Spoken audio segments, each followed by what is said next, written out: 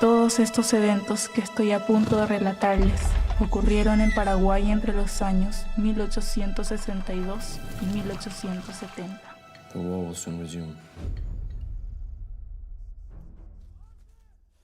Bueno, el proyecto surgió hace unos 3 años aproximadamente con la intención de, digamos, facilitar, tratar temas de la historia de una manera atractiva y divertida con las generaciones más jóvenes.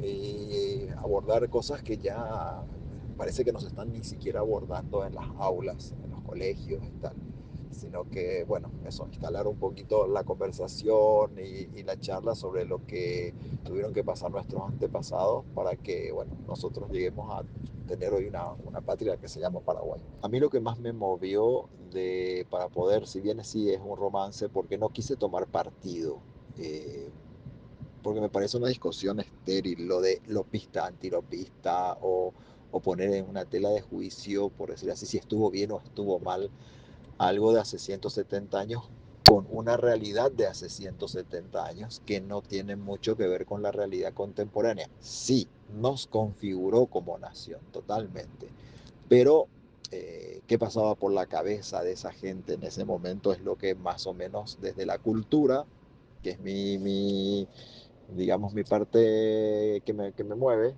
y no cultura en cuanto a arte, sino que cultura en general, quise entender por qué niños y por qué mujeres en las batallas, que no fue solo en la de Costañú, ya en Piribebuy, ya en Utororó se registraron casos, aunque la Costañú fue la masacre y el genocidio, que es una palabra que nadie quiere hablar, de Paraguay. Para eso sí puedo tomar parte y decir, esto sucedió. Pero bueno, era por qué niños y mujeres participando en las batallas. Y la respuesta la tuve en Piribebuy, en un profesor de historia. Nadie acá, ningún libro de los que compré, ni los historiadores, los pichichi, digamos, los capos de la historia acá, no, nunca en ninguno de los libros leí eso. Y este profesor de historia me dijo que la motivación mayor de la gente era, sobre todo de las matronas, porque Paraguay fue matriarcal y sigue siendo, me parece a mí. Por lo menos en las familias que yo conozco en mi casa, mi abuela, mis tías, lo que quieras de al lado, mi señora, y es matriarcal, comandan las mujeres. Bueno, el tema era así. Brasil era esclavista y los esclavos eran los combatientes, digamos, a cambio de su libertad. Pero el tema era mejor morir toda la familia en Paraguay que ir y terminar de esclavos en Brasil con don Pedro I. Eso era, o sea, preferible muertos en Paraguay que esclavos en el Brasil. Y eso me tocó mucho, porque la verdad es que sí, por más dictadura que hayamos tenido con Francia y tal, va por ahí la cosa, ¿verdad? O sea, entiendo. Y un punto que me parece muy interesante siempre recalcar es que es difícil porque a mí se me hace porque bueno, de historia no voy a entrar, pero sí se me hace muy difícil entender que un chacrero, que una persona que vive, no sé, en Entre Ríos, Argentina, en Mendoza o donde quieras, Corrientes, más abajo, porque Corrientes todavía era Paraguay casi, toda la provincia, no había límites tan delimitados como hoy, le tuviera bronca o le tuviera ganas de invadir la chacra de un tipo a 300, 400 kilómetros de distancia. O sea, por lo general las guerras las hacen las élites y con intenciones, digamos, cargadas de poder y tal. Entonces ahí sí me toca lo político, por decir así. Porque la gente común de a pie no inicia una guerra ni les interesa, salvo que, no sé, haya muchas invasiones y cuestiones muy recurrentes que terminen afectándote tu realidad, como para que vos reacciones, digamos. Sí, hice un casting, el tema sí. Yo estaba ya con esta película prácticamente dejada de lado, porque también toda la parte bélica implicaba efectos visuales o hacer las explosiones y tal. Y eso implicaba, para mí siempre es un riesgo, no tenemos gente especializada en armar equipos o filmar cosas así, o sea, no estamos en Hollywood o no estamos en algún lugar donde el mercado permita. Entonces siempre implica un riesgo, doy un ejemplo, tener mujeres, niños, personas y hacer explotar algo de verdad, qué sé yo, cualquier esquirla, cualquier cosa termina en un accidente, al final la responsabilidad es muy grande de asumir todo eso, por más que uno pueda contratar póliza de seguros o lo que sea, eh, no estamos preparados. Entonces, opté por usar muchos efectos especiales y cada efecto especial es muy caro, entonces son efectos especiales que tuve que buscar menos realismo, sino que, digamos, acceder a lo que me daba el presupuesto. Bueno, en cuanto al casting, yo estaba haciendo, por eso la tenía guardada esta película, y estaba haciendo ya el casting para la película Descalza, que es la vida de la chiquitunga, y muy buena gente, o sea, gente muy interesante, actrices, sobre todo mujeres muy interesantes, aparecieron no solo para el caso del rol de la chiquitunga, sino todo lo que iba alrededor. Pero me apareció una chica, se llama Abigail Cubilla, que es de Yaguarón, que estaba y que tenía, digamos, al mandar el video, yo vi el look, digamos, su visual, su porte, etcétera, y para mí era la actriz que estuve buscando varios años y que no conseguí, que tenía que tener ciertos rasgos, vamos a decir, autóctonos, predominantemente de aborigen, eh, y ella los tiene. Entonces, ahí fue que dije, va a esperar un rato Chiquitunga y vamos a probarle a esta chica a ver si qué tal va. Y para sorpresa mía, nunca había hecho una peli, nada, anduvo bien, muy bien. Y bueno, y ahí giramos, hicimos toda la peli girando un poco en torno a ese personaje que ya lo teníamos. Y apareció un chico, también un muchacho que ahora convirtió en los Juegos estos Panamericanos, en la parte de esgrima, que cuando estaba filmando la parte de, digamos, de acción, recurrí a la Federación de Esgrima y a la Federación de Karate y tal para que se vea realista. Y hablaba inglés y cosas así. Y le pregunté si se animaría a hacer una peli y se animó y bueno, en fin, hicimos 2 meses de ensayos entre los actores y funcionó bien y ahí lanzamos, ahí fuimos a rodar la peli en pleno enero con un calorazo, pero se soportó.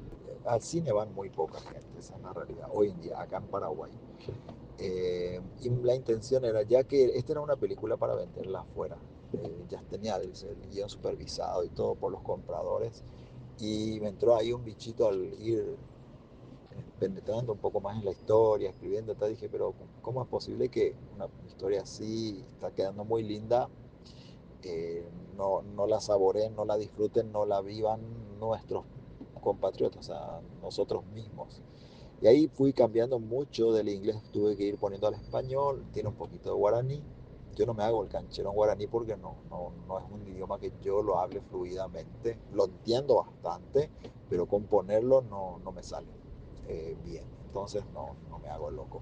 Y para dirigir y saber si expresa bien o expresa bien, obviamente que tiene que ser. Entonces no me aventuro en eso, lastimosamente. Pero de todas maneras creo que es una película que al llegar a mucha gente. De hecho, el tráiler salió hace 72 horas y tiene más de 900.000 vistas, lo cual me parece un montonazo para lo que es Paraguay. Eh,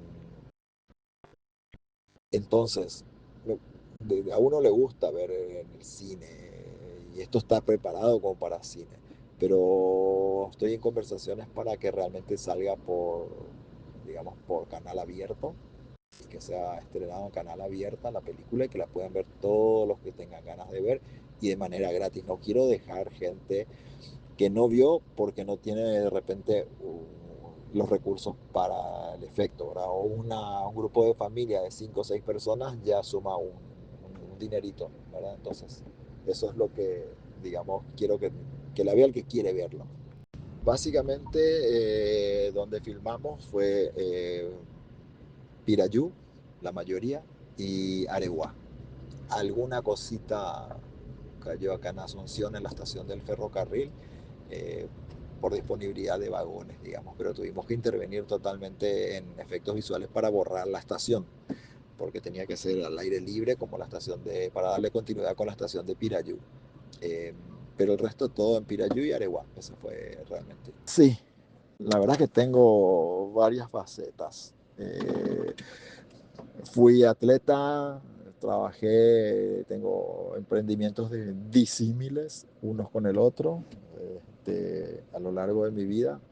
Aparte, rol, digamos, de diácono, que es un rol, digamos, que no tiene nada que ver básicamente con esto. Eh, pero el cine apareció cuando vendí una de las empresas que trabajaba, la operación de seguros, que había trabajado mucho tiempo en seguros agrícolas. Y bueno, y por contrato tenía que estar 2 años sin competir a nadie en el rubro ese, sobre todo a los que compraron. Entonces tenía un tiempo suficiente como para encarar otro tipo de cosas. Y a mí me gustaron mucho los cómics. Y de hecho, estoy por lanzar una novela gráfica ahora, este año, de imprimirla. Estamos en los últimos retoques. Llevó muchísimos años. Pensé que iba a ser más sencillo que hacer una peli, pero bueno, me fue más complejo porque arranqué de cero también. Y uno de los guiones que no vio la luz en cine está viendo, para mí es como decir tengo 4 pelis realmente. Esto me salió más caro en el sentido de tiempo y de empeño que hacer una peli, hacer la novela gráfica. Eh, entonces empecé a escribir, a aprender a escribir guiones y tal, y utilicé mi tiempo para ir mejorando. Y salió aquella Felices los que lloran, aquella primera peli, que dije, bueno, voy a contar un poco algunas experiencias mías, poner un poco en la ficción y llevar a la pantalla a ver qué tal. No la tenía que haber dirigido yo, pero así se dieron las cosas. Me quedé con las ganas porque no pude contar exactamente como quería. No fue una peli que a mí me gustó. Lo que pasé durante el rodaje, en fin, un montón de cosas. Entonces dije, no, debe haber algo mejor que esto. Ahí empecé con el proyecto Escaton, que finalmente no se hizo y que se convirtió ahora en esta novela gráfica que se llama Cándido, digamos. Ese es el nombre de la novela hasta el momento, el working title, pero ya está toda dibujada, toda lista. Solo me faltan algunos retoques que voy a encarar en breve.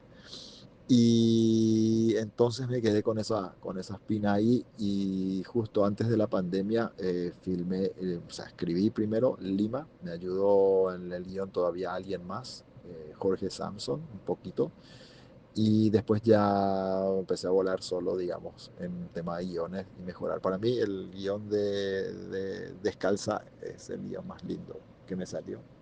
Este, y en cuanto a la edición, esta peli realmente me salió bien también. Sé valiente, ¿no?